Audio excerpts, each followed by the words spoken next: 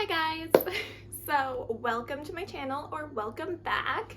It's Carly, and today I'm going to be telling you all the books that I read in March.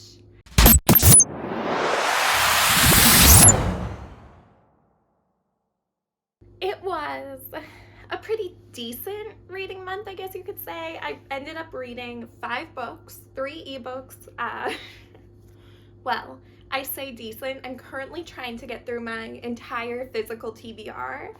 So I ended up reading 3 ebooks that I don't own and 2 books off of my TBR shelf that I do own. So I guess it's not too bad. A large portion of my physical TBR is full series that I can't read until I finish the first book in the series, you know? You know how that is. So the first book that I read this month was The Dating Playbook by Farah Rashan, and this is the second book in her The Boyfriend Project set of novels, series of novels. So I read the first one last month and I read the second one this month. So this book is a romance and it's fake dating. So basically, in this book, Taylor, who is one of the girls out of the friend group that this whole series is centered around, agrees. She's a personal trainer, and she agrees to fake date her client, kind of for each of their own personal gain. You know, he is using her to try and get his career back on track. He's actually using her as a personal trainer. It's just they get caught up in this web of lies that leads to them fake dating, and it's just their romance. So it's super cute. I really love this entire trilogy of books. I think all of them are super sweet. All of them focus on a different type of trope within the romance genre, which I also appreciate, because you're not just reading 3 friends who are all fake dating, or 3 friends who are all enemies to lovers romances, or all friends to lovers. Like, you're not doing that. And I really do appreciate that. So yeah, The Dating Playbook, I really enjoyed it. I also loved kind of the age dynamic, because so in most romances I read, actually, the male love interest is usually older than the female love interest, and that could just be the books I'm reading. But in this one, your female love interest is older than the male love interest, which I think is like really unique and really kind of an interesting kind of add-on into the story. But yeah, I really enjoyed it. It is fake dating. It's also a sports romance. So the main male character is a football player. He was a professional football player, and he's training with Taylor to try and try and recover from a knee injury and get back in shape to try and make it back into the NFL. So he was in the NFL, ended up getting injured, and that's why he even met Taylor in the first place, was because he wanted to get back in shape to potentially come back. It's very cute. It's very cute. I gave it a 4 stars. I really loved it. I think I still loved the first one more, but I really did like The Dating Playbook. So the second book I read was a 5 stars. It's a new favorite, and it was a mystery, and I don't really read mysteries, but that is The Inheritance Games by Jennifer Lynn Barnes. I had put off reading this series for so long because I thought, you know, it's YA, and it's not like a little YA. It's pretty YA, you know, it reads pretty young. And I was like, I don't know if I'll be into it, and it's kind of like a mystery, and I'm not huge on mysteries, but oh my god, am I glad I read this book. It is so good. So basically it covers the story of Avery Grahams, who suddenly discovers that she is the sole inheritor of a billionaire's entire fortune, and she doesn't know this man. And this man essentially took his entire family out of the will and put her in it, and she doesn't know him. So the whole mystery of this book is her working with the brothers, working against the brothers, working with the family, working against the family, to try and figure out the secret of why she ended up in the will in the first place and why she ended up inheriting these billions of dollars that this man had. It's really good. It's really interesting. So this is the first book in the series. I have started The Hawthorne Legacy, which is the second book in the series, and I am very excited to keep reading. Like, the twist at the end of this book, I was like, wow. Like, I feel like maybe I'm just like stupid because I didn't see the twist coming at all, but I do think it's okay. It's logical enough of a twist that you might have heard about it at the beginning and been, oh, that's a little suspicious, and then at the end been like, oh my god, yeah, I was right, that was what it was. But yeah, I just really enjoyed this book. I thought it was super fun. It's a super quick read. The chapters are short. It's really engaging too. So I just loved it. It's a new favorite for me, which is weird because who knew? I'm a fantasy girly. Who knew mystery was for me? But I'm very excited to read the rest of the series. If they're anything like the Inheritance games, it's going to be an all-time favorite series. So the next book I read, which was the first book off my physical TBR that I actually read, was A Torch Against the Night by Sabaa Tahir. So this is the second book in An Ember in the Ashes series. I think there's, how many are there? 4. There's 4 books, and this is the second book in the series. I really enjoyed this series. I am enjoying the series so far, but I really enjoyed this book. So it kind of picks up right after where the first book ends up.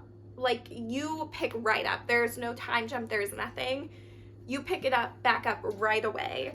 And this book is it's fantasy, but it's like really engaging as well. You're constantly like, oh my god, are they gonna make it? It's a race against time. That's what I would call this entire book.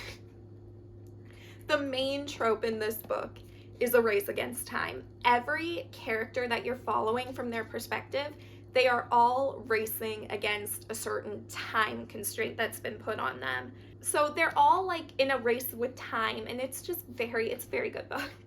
I also enjoyed all 3 of the perspectives. So in the first book, you got 2 perspectives. You got Leia and Elias. Those are the 2 main characters. But then you also got, in this book, you also got Helene's perspective added, which is very interesting because this entire book, Elias and Leia are away from the Empire.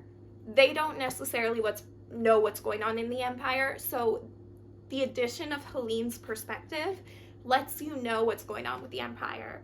Because if Helene wasn't in this book at all from her perspective, you would never know what's going on in the Empire. You would never know what's going on with the Marshals. You would never know any of that. But because you have Helene's perspective, you get that.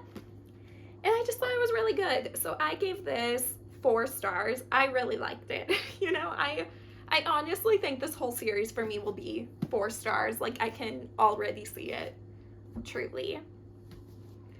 So the 4th book I read is also off of my physical TBR and also part of a series, and that is Stunning by Sarah Shepard. So this is the 11th book in the Pretty Little Liars series. I'm slowly but surely making my way through the Pretty Little Liars book series. I'm almost there. I have like 5 more books. How many do I have left? Yeah, 5 more books plus 2 novellas left to read. So I am like, I'm excited now. I want to get this series done. It's such a long series. But I gave this book 3 out of 5 stars, which I think is very fair for this series, especially considering how long it is. Not everything can happen in every book. I did find this book had some they had some really out-of-pocket twists come in that seemed like they were more there for shock value than any sort of progression of the story, if you get what I mean. Out of the 2 major twists that I am thinking about, I can think of at least one of the twists is very out of pocket and very like, why is this even a thing you're talking about? And then at the end of the book, it's resolved, so it didn't even matter, you know? Like, it mattered for, like, maybe a third of the book, and then it was like, it disappeared, and we're probably never going to talk about it again. Because it didn't do anything for the main story, like, the main thread of who is A. It didn't do anything. At least the other major twist that I was like, okay, this is kind of crazy, I don't want to say, like, it had an exact connection to A, but it was definitely interwoven with A, especially with what happened at the end of this book. You're, again, left with, well, who is A? Why does A care so much? Who is A, and why are they actually dangerous now? A has been dangerous for a very long time. A has killed multiple people, but at the end of this book, this was the first time where I was like, oh my god, yeah, whoever this new A is, legitimately crazy.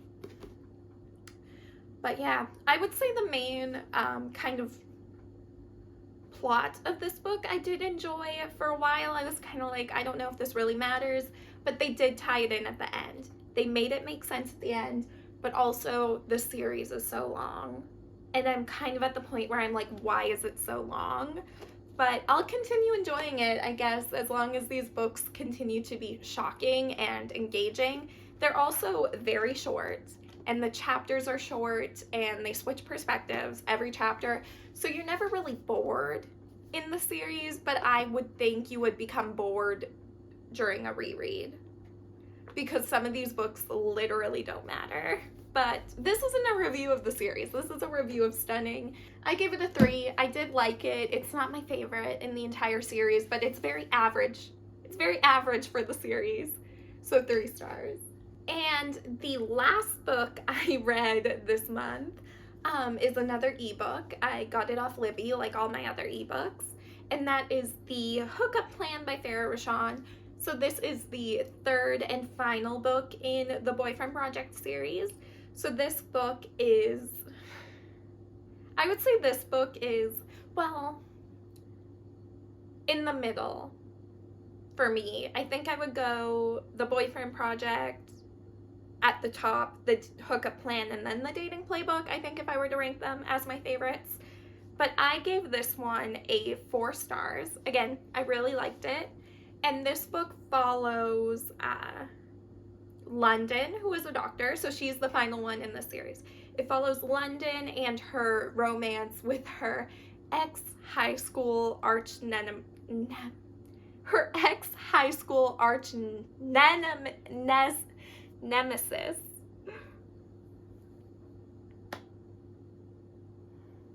And her ex-high school arch